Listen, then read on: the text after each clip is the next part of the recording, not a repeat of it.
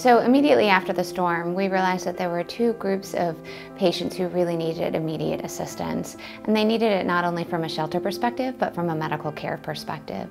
There were some patients who were in the Hoggard shelter who just had a lot of complex medical care needs. We spent a whole day at Hoggard. We just kind of showed up, and what we found there was 20 to 25 pretty sick patients that were in need of more acute medical care than they could provide at Hoggard, even though the staff there was doing a pretty good job. We were also taking a look at our patients in the hospital. We had patients presenting to the emergency room who didn't have power and who weren't going to be able to get the oxygen that they needed, or they had already had their acute medical conditions taken care of and treated and were ready to go home, but they didn't have power, they didn't have a home to go to. So we took a look at both populations of patients and said, how can we be of the most service and do the most good?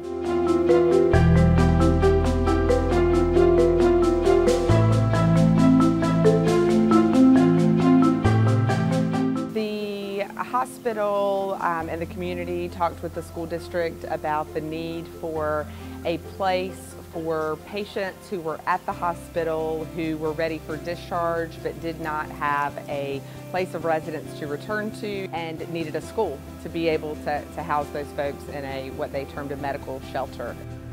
So I got a text on a Monday night asking me to attend a meeting that was going to be held outside the command center about setting up a shelter the next day. Tuesday morning we had a group of people meet at 8 in the morning, and by noon we had that thing ready to go to see patients. So we saw our first patient around 3 o'clock. By the time we had this set up, it was almost like a small mini hospital. You know, patients had histories and physicals done, their needs were assessed, we made sure they had their medications. We noted who was a fall risk and who we need to take extra special care of. We had our advanced care practitioners there around the clock 24 hours a day, giving their time, working night shifts out of their normal patterns. I don't know if she's able to actually get out and get food because she's wheelchair bound or if she has rights, so that might be the first place to start. Yeah, the most impressive thing from staffing perspective, from anything, was the willingness to help.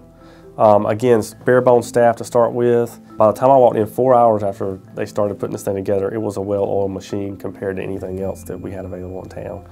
If you talk to any of them out there, they will tell you that they've become a family, and I've never seen a family bond so closely together, not only with themselves, but with the patients. Best care from you. Yeah. That's what I like to see. Yeah. The people here have been awesome.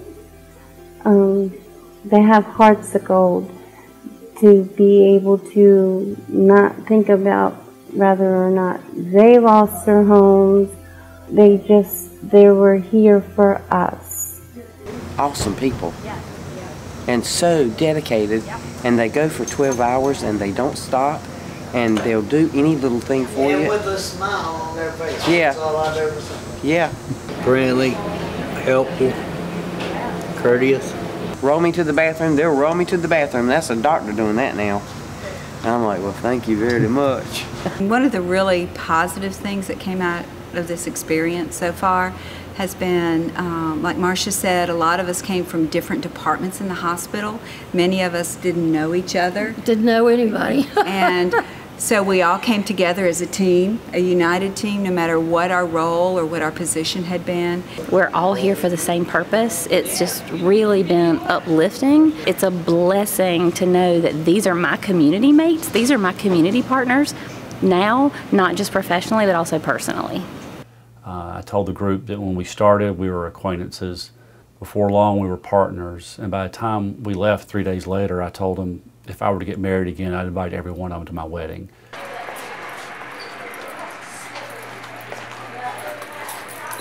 We just pulled together as a group and took care of these patients and not only met their physical needs, but we met their emotional needs.